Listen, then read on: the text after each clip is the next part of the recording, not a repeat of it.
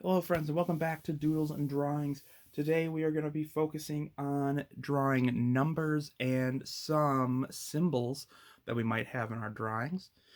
So we're going to start off by doing our numbers and then we'll move on to the symbols. So for numbers, we'll get started up here. For 1, we want to make sure that we can define it as a 1.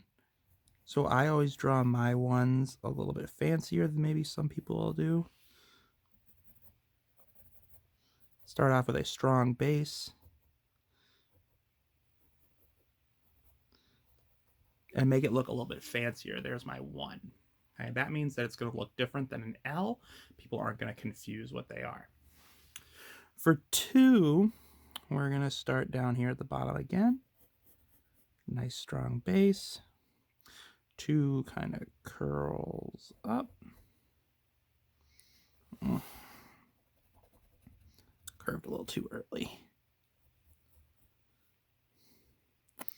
Curls up and comes around. So we've got a 2. For 3, we can start near the top for that one. We're going to be making kind of like an M, but on its side.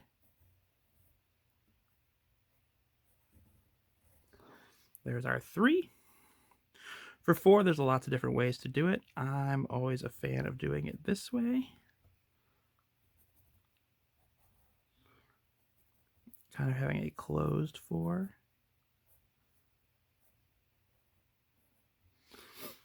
Like that. For 5, we'll start at the top, come over, down, and then there's this loop part, which the 5 has. And we'll loop it. There we go. For 6, we'll start at the top as well, come around, and then come down, and there's our 6. 7's pretty simple. Like that. For 8, we're gonna do a bounce, a bigger bounce, make it circular, and bounce back, and then fill in our circles. For 9, it's gonna be a lot like 6, but I always kind of make it a little bit more rigid so that we can tell the difference. So I make it very much like the 7. There's 9. And then 0, we can do kind of like an O. Now for O, I usually make it rounder, and then for 0, I make it more oval-like.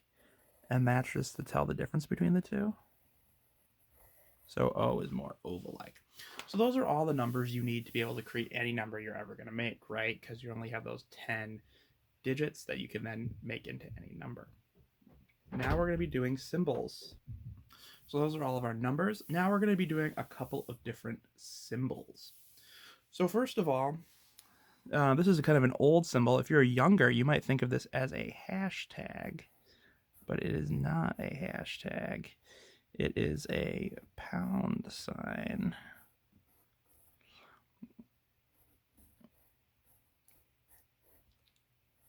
Okay, you might be like, what is he even doing? I don't understand. Okay. So what we're going to do then is we're going to be making like that. That's a hashtag, as you might say it, or a pound sign, as we might say it. You might also have to make punctuation marks while you're doing writing. or drawing. So we've got a few here. We've got the period. We've got the comma slash apostrophe. They both look kind of similar. Comma's on the bottom, apostrophe's on top. You could do exclamation points. I always like to do the triangle version, but you don't have to. You could also do rectangular. Right, lots of ways to do exclamation points. For question marks, I always start with the ball on the bottom. We go up from there, and then we do the curl. So we got a question mark. So those are some common punctuation marks you might use in your drawings. After that, we can do a few more. Let me see here. I got to think about all of my favorite markings here. Whenever you're doing like a star or something like that, we could do star. I start with the top. There you go. There's a star. There are other ways to do it too. You can always do the Star of David instead. Star of David's pretty easy. That was a terrible triangle. Okay, that's a 6-sided star. We got our shapes that we might want to use. We've got the circle, the square, the rectangle, the triangle, and then I like to use hexagons sometimes. If you ever have like a stop sign or something, stop signs are hexagons. Octagons are the kind of the same way. Except you got that extra straight line in there, so that's an octagon. You got trapezoids, kind of an oblong rectangle. And then you got moons. We can do crescent moons. So we make a curve like that. Finally, we'll do a couple more symbols. The next one we'll do is the @ symbol. So you're going to start off by making our lowercase a, like that. But then instead of ending it here, you're going to have it curl around.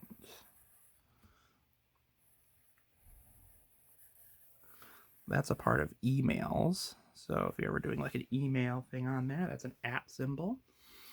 You could do, running out of symbols. Oh no. Oh, that's right. I was going to do the math ones. If you're ever doing math on your drawings, you can always have the math symbols. So for plus,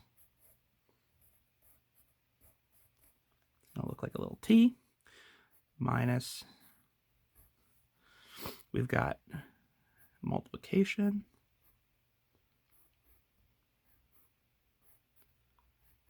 And division. The standard division one. And then for our final one, we'll do the equal sign. So there are our numbers and symbols. We're going to do some outlining real quick, and then we'll call this one a video. So real quick, we'll do some outlining here.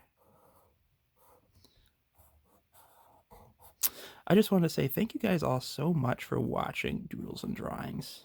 Art was always something that I never really thought I was that good at when I was growing up, because people were doing so much better than I was. You know, like in art class and stuff, they would make these like really pretty stuff, and mine were just kind of like messes. And I think part of that was also like my family wasn't particularly artistic, and so they were like, oh well, you know, like we're not very good at art, so like, you know, it's okay if you're not good at art. And then when I was in middle school, I was like, I'm gonna draw, I'm gonna be a cartoonist, I'm gonna do stuff like that. I wanted to make video games, all that kind of stuff. And so I would doodle a lot, and then I wasn't really paying attention in school because I was just drawing instead of learning. And then I kind of gave up on it for a while because, you know, life got in the way. I had other stuff going on. And so I wouldn't really be drawing unless I had to for a class or something like that. And then I kind of had this opportunity to have a lot of free time, and I was like, hey, I'm going to give this another shot. And so drawing became a part of my life again, kind of full circle, which has been really nice being able to do this. And I think it's fun to be able to share it with you guys. And so it's been really nice to see people watching, and hopefully learning from what I've learned, at least in the last couple of years. Kind of rediscovering my love of drawing and doodling and having fun. So thanks again for watching. I'm excited to continue to do this series for you. And like I said in the last video, if there's something that you really want to see me try to draw, I can give it a try. I'm not guaranteeing anything. But you know, I can give it the old shot and see how it goes. So yeah, if there's a character that you love that you want me to try to draw, if there's an animal that you particularly like and you want to draw that animal, you want to learn how to draw that, I will give it a try so we can teach and learn together. And that's that. Thank you guys so much once again for watching Doodles and Drawings, and I can't wait to keep learning and growing with you as an artist. We'll see you soon for some more Doodles and Drawings. Bye-bye.